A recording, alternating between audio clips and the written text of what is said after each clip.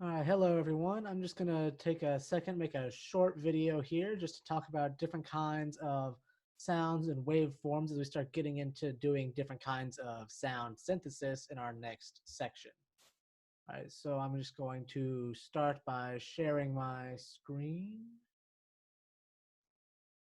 Share. Okay, and we don't need to see that. All right.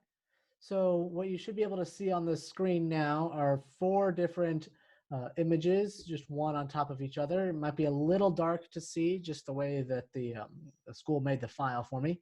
Um, but what we've got happening here are four different types of waveforms. Now, what these are, if you remember back to when I gave a little presentation with some slides about um, what sound was, you'll remember that it was kind of a series of high and low pressure in air from some source, say me talking or an instrument playing or something out of your speakers. It's just generating this source. It's vibrating back and forth, causing the air molecules to compress and decompress very quickly. Um, Generally, the lowest frequency sounds we can hear are at about 20 times per second, whereas the fastest humans can normally hear is at about 20,000 times per second. Now, this range varies a little bit from person to person based on your age, just the general shape of your head and ears, whether or not you have any kind of history of ear damage, things like that. It can just cause different reactions, but that's the general range for people. Okay, now these sounds you can hear from, if you look at this diagram, I've kind of got my mouse, if you can see it, over. And as we move across, I'm going to outline this red one. We have it moving up. So that's the high air pressure to down. That's the lowest, all the way back up to the high and low and high and low. So each time this sound pressure moves from high to low to high, that's going to be one wave cycle. And those cycles, just again, the 20 to 20,000 times per second, how many times that happens within a second is kind of the frequency we hear, either low to high. Now, this can happen, generally speaking, in some different patterns, and different combinations of these patterns tend to make up a lot of the sounds that we hear. I want to point out the first one here. This is what's called a sine wave. That's this red one on the screen. It's a very subtle, gradual change from high to low, no points or changes. And this sounds like this.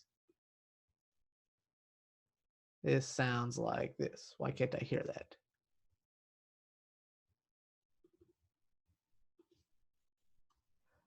There we go. There we go. All right. Yeah.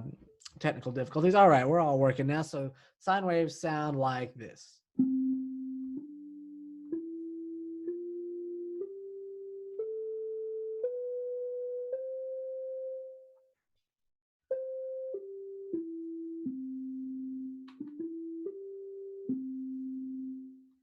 right. So that's what that sound wave sounds like.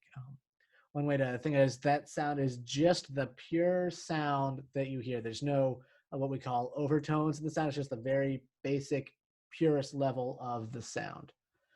What's underneath that is called a square wave. Um, and you'll notice that it has the same kind of general highs and lows as we go along. But you'll notice that instead of being a curve, it just goes from high to high to low right away. Um, and what that one sounds like is this.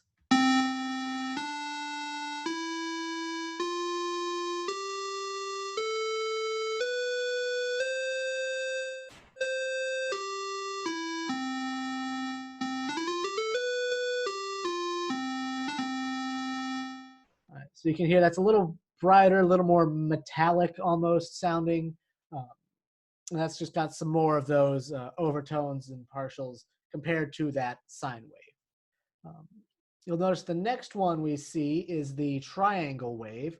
Right underneath it, that's that blue wave. And that is similar to the sine wave, only instead of it being a gradual curve between the high and low points, it is just a straight line. So it's kind of jumping up and down, up and down. They kind of look like pyramids happening over and over. Um, and what that one sounds like is this.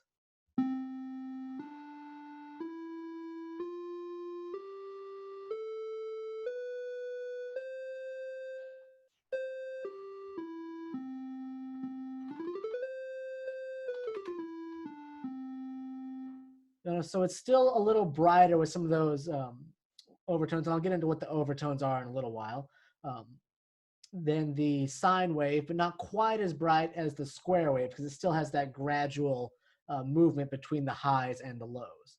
Um, the fourth one that we'll talk about in this class is what's called a sawtooth wave. You notice it looks kind of like half of the triangle wave. It goes gradually up.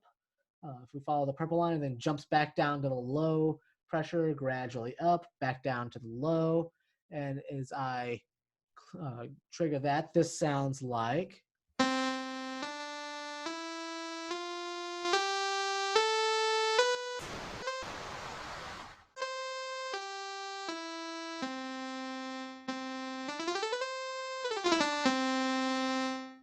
That just happens to sound like that. It's kind of got a unique timbre. I personally like that one. I think it's exciting and fun.